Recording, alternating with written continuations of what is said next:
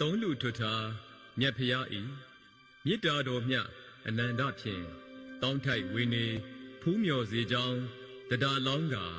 ဓာတ်ပေါင်းစုံပြောရွှေရင်မြော်ဤတမိုင်းတေသွားရေးသားပူဇော်နတ်လူပြမတာဓုတာဓုတာဓုခေါ်စီတော်ဘုရားကုံတော်ဓမ္မကုံတော်သန္တာကုံတော်ကြည်လင်းနှလုံး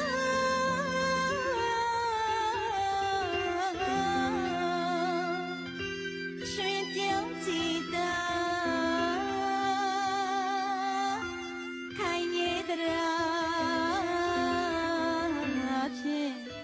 ယုံကြည်ဉာဏ်နဲ့လက်ဆုံးမိုး၍ရှိခိုးပါ၏အရှင်ဖယာ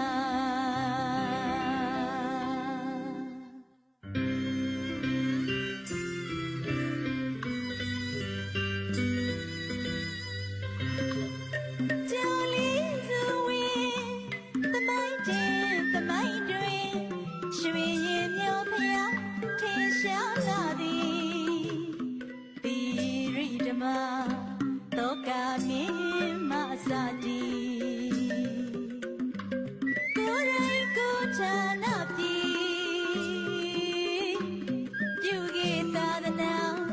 စုံစုံညီညီအရှင်ယောနကအရှင်ဓမ္မရခိတမထေ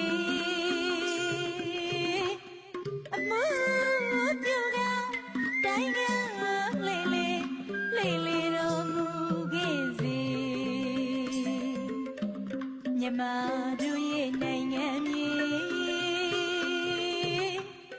တိုင်းနာလေးခရိုင်မိတ်ချီလာတာစီမြို့နယ်ရွာကြီးကြေးရွာထုံးတောက်ခဲ့သာသနာထုံးတောက်ခဲ့သာသနာထုံးတောက်ခဲ့သာသနာရွှေရင်မြော်အစဖြစ်သည်လားရွှေမုံတော်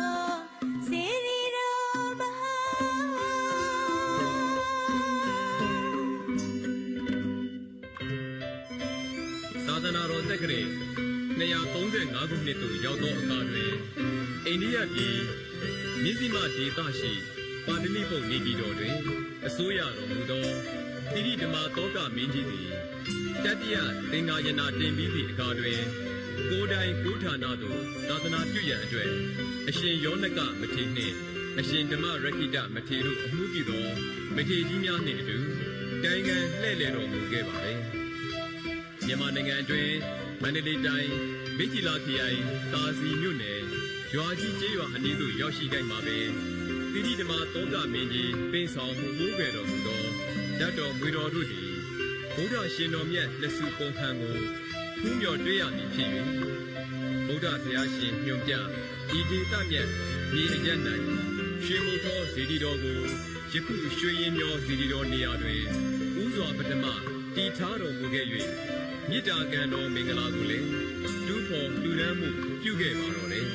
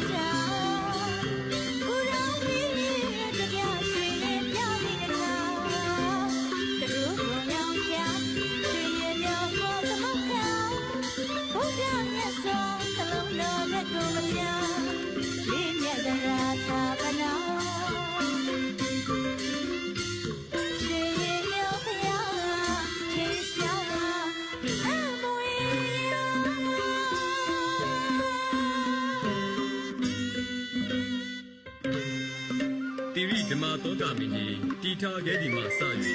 နှစ်ပေါင်း1356ခုနှစ်တိုင်အောင်ပဲမင်းတို့ရောက်ပေါက်သွားလာခြင်းမရှိတော့သည့်အတွက်တိမ်မြုပ်ပြောက်ွယ်ခဲ့ရမှာဘောဇာတက္ကရာ400ခုနှစ်တွင်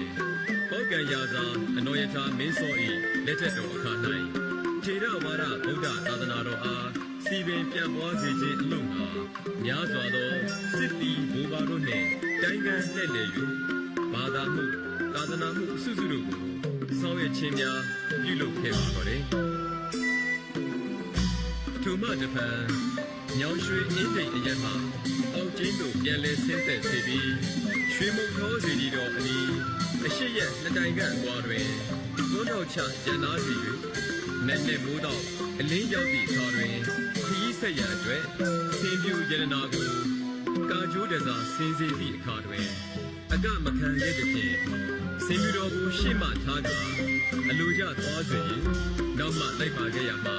ရွှေမုံသောစီဒီတော်၏အရှိတောင်အရက်မနီမဝေးတွင်ဆင်းပြူတော်ဝတ်တော်မူသည်ကိုတွေ့မြင်ရ၍ဆင်ဦးကြီးလက်ရာနေရာအရက်ရှိလမ်းဘူးစုရိတ်ခြုံများကိုရှင်းလင်းစေသည့်အခါတွင်ရွှေမုံသောစီဒီတော်၏အထက်မှသူတော်ပမာဏများရှိသောရွှေရင်ကောင်းတရံရာရိတ်ဟာပြ၍တောင်စုစုအရက်သို့ပြန်ကြွသွားသည်ကိုအနောယထာမင်းကြီးကိုယ်တိုင်ဖူးမြော်လိုက်ရသည်ဖြင့်ရွှေမုံသောစီဒီကိုလည်းတိုးချဲ့မွမ်းမံပြုပြင်ကဘုရားမြတ်စွာ၏နှလုံးတော်ဓာတ်ကိုတရားအမှုဌာပနာပြုလျက်လူဒန်းပူတော်ကရွှေရင်မြော်စီဒီကိုခေါ်ပေါ်သမုတ်တော်မူခဲ့ပါတော့လေ